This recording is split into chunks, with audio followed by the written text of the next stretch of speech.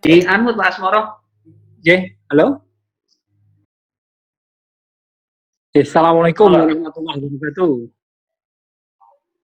Selamat Waalaikumsalam. malam, eh, yang kita hormati Gus Pul dari Unsik, kemudian tamu istimewa kita barangkali Bu Siti dari Unsud, kemudian mitra kita Double Khairul ya, Mas Khairul Anwar sama Mas Khairul Umam. Selamat malam.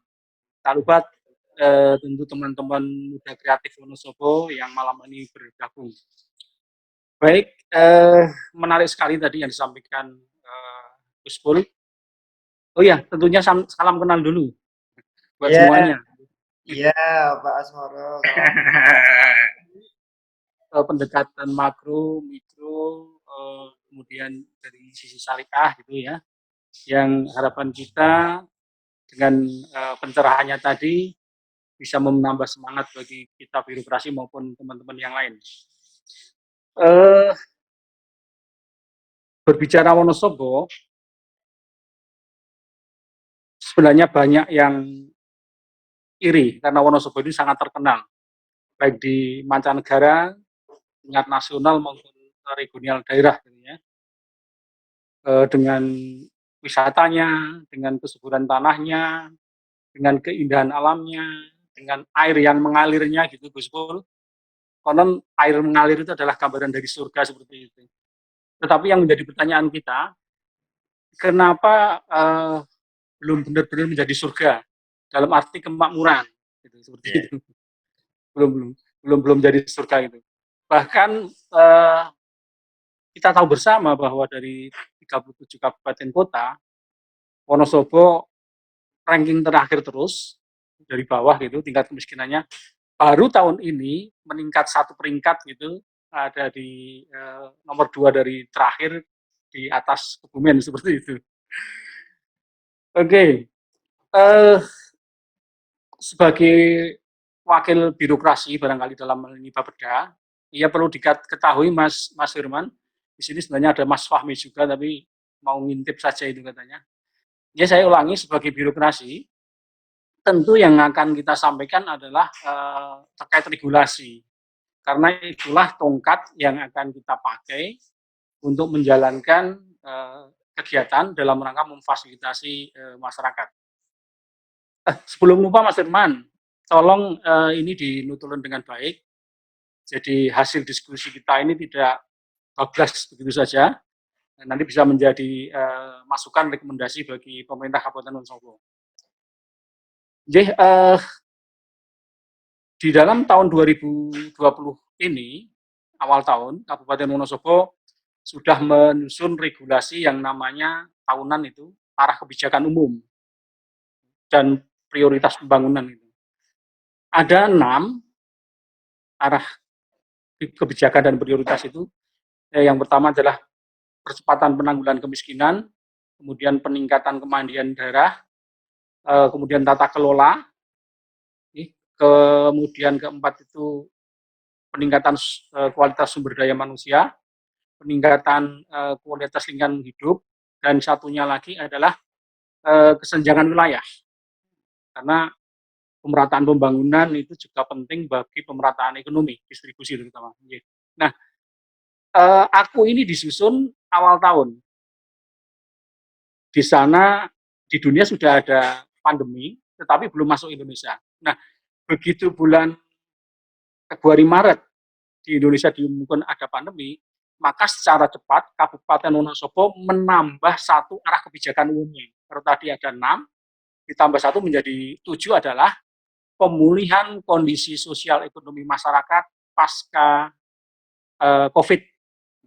Jadi dengan cepat Wonosobo menambah satu itu. Dari arah kebijakan umumnya tadi 6 tambah 1 menjadi 7. Kemudian yang 7 yang terakhir ini adalah pemulihan kondisi sosial ekonomi pasca COVID. Seperti itu. Nah, harapan kita di dalam perencanaan anggaran OPD yang ada di Kabupaten Wonosobo ini bisa lebih maksimal untuk menganggarkan yang diarahkan, difokuskan kepada penanggulangan COVID ini. Nah, Tetapi di dalam perjalanan waktu 2020 ini dibentuklah gugus tugas penanganan COVID-19 ini, sehingga tim anggaran melakukan pergeseran anggaran, refocusing anggaran tahap pertama. Kemudian karena anggaran pertama ini sampai semester 1 bulan Juni, maka dengan COVID yang terus meningkat, kemudian adanya PSBB, Kabupaten Wonosobo mengadakan refocusing anggaran yang kedua. Nah, refocusing anggaran yang kedua ini arahnya adalah untuk PSBB sebenarnya. Namun ketika refocusing kedua anggaran ini selesai,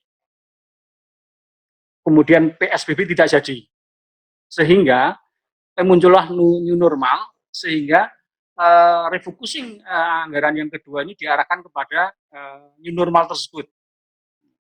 Artinya, percepatan penanggulangan pemulihan sosial ekonomi yang direncanakan 2021 ini bisa dipercepat di semester kedua melalui refocusing anggaran kedua yang pakai new normal ini. Jadi di semester kedua ini sudah kita lakukan. Nah, kemarin Bapeda baru minggu kemarin terakhir sudah mengadakan DES RKB, rencana kebutuhan biaya terkait dengan refocusing ini. Kami menangani di bidang ekonomi, rumpun ekonomi. Ada pertanian, ada Dakop UKM, Nakerstran, kemudian bagian ekonomi, pariwisata dan sebagainya. Nah, dari tugas gugus tugas yang dalam hal ini SK Bupati ada 5 tugas. Ini yang terkait dengan ekonomi. Karena di dalam gugus tugas itu intinya ada hal besar, yaitu bidang penanganan medis dan bidang penanganan non medis. Nah, non medis ini ada 2 terkait sosial dan ekonomi. Nah, saya termasuk di dalamnya penanganan ekonomi. Tugas gugus tugas ini adalah bersinggungan langsung terkait dengan penanganan COVID ini. Yang pertama adalah mengupayakan ketersediaan pangan. Yang kedua, memfasilitasi kelancaran distribusi. Kemudian yang ketiga, melakukan pengaturan terhadap pasar, toko, dan sebagainya. Kemudian yang keempat adalah mengupayakan langkah-langkah strategis ekonomi.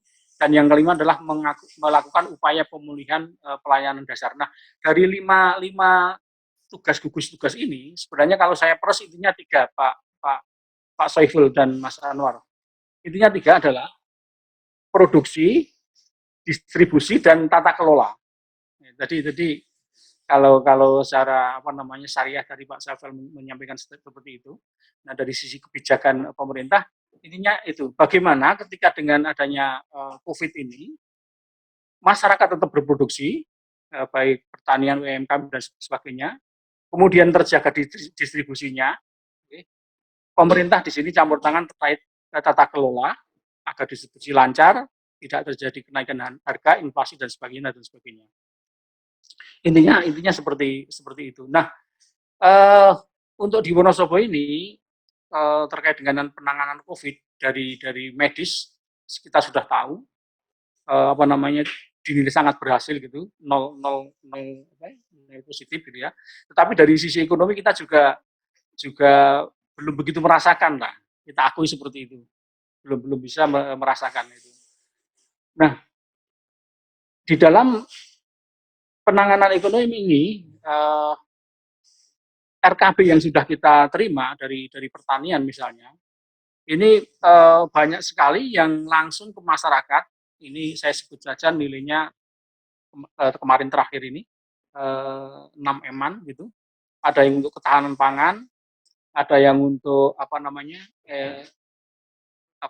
kemandirian pangan itu yang untuk masyarakat itu, kemudian untuk bantuan bibit, kemudian ada yang untuk padat karya itu Pak, yang terkait dengan jalan produksi tani dan banyak lagi. Artinya apa? Belum Dakop UKM juga ada, dan dari BLK Mas Turman juga mengusulkan. Artinya apa?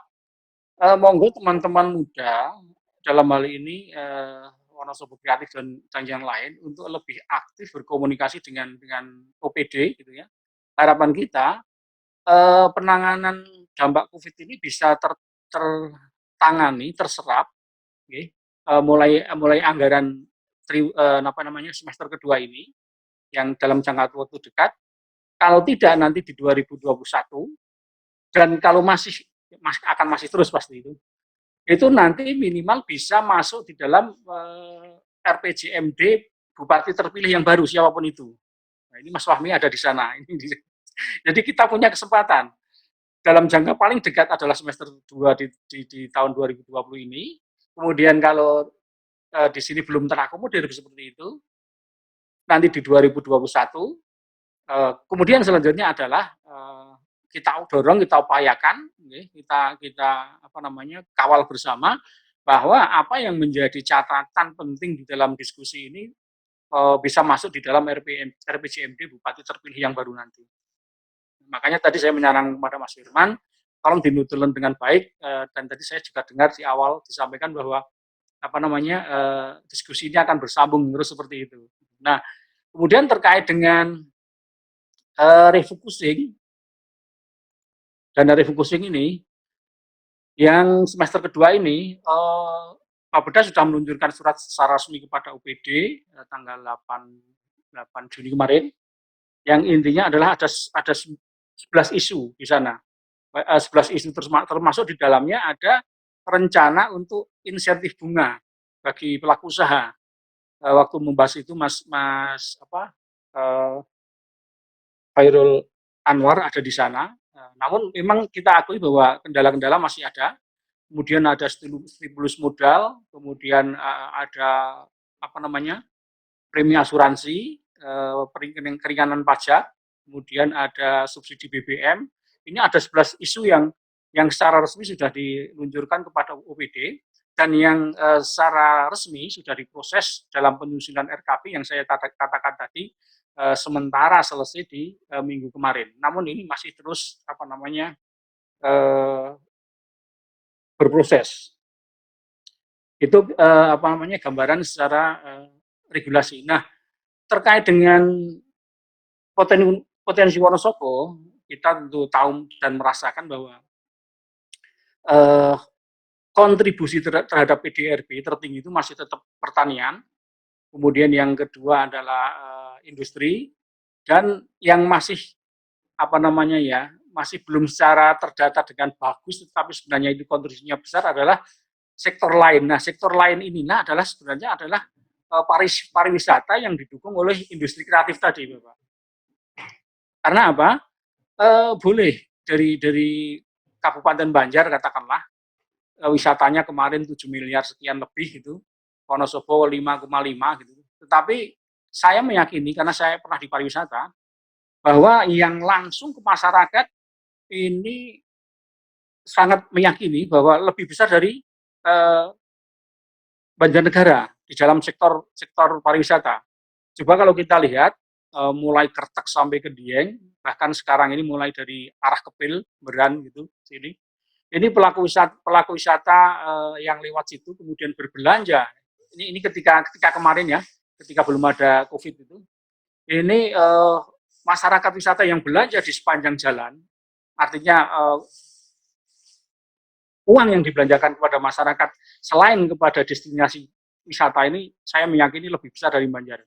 Karena kita semua tahu bahwa 85% katanya, ini wisatawan ke Dieng adalah lewat Wonosobo. Nah, tetapi sekarang menjadi pembahasan juga bahwa ketika jalur Pekalongan Batang dibuka, ini merupakan ancaman yang cukup besar karena saya melihat di video itu indah sekali dan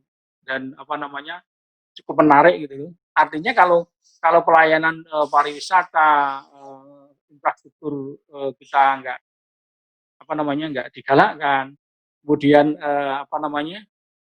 dukungan wisata ini kurang, bisa jadi kita yang tadinya 80% kayak gitu, bisa jadi akan kesedot ke sana. Karena apa?